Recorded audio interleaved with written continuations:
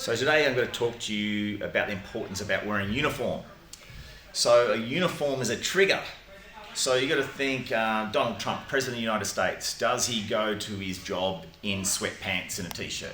No. A professional basketball player wears his professional basketball gear and his shoes. He doesn't wear his pajamas. If you wear your pajamas, you're getting a state to go to bed. So it's so important for you guys to get dressed and in uniform when you train, because it is a trigger point. Any professional athlete in the world has a trigger. So a basketball player, what they'll do is they'll hit the ball 3 times in a row maybe, and then they'll take the shot.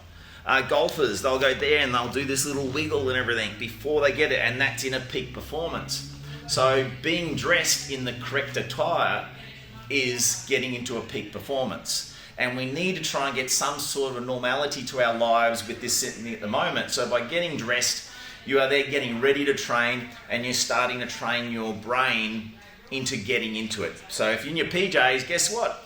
You're probably not going to want to do it. But as soon as you get changed and you're ready, that means you're ready for success. And that goes against anything. You're going for a meeting for the first time, you want to present yourself really well, you want to be in a good suit.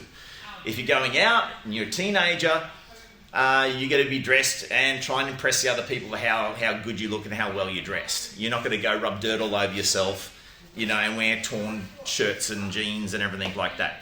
So when you're training, please, everyone that is coming in to train, be in uniform, be ready to train. Okay, so it's training yourself and teaching yourself how to get in a peak performance. Yeah. All right.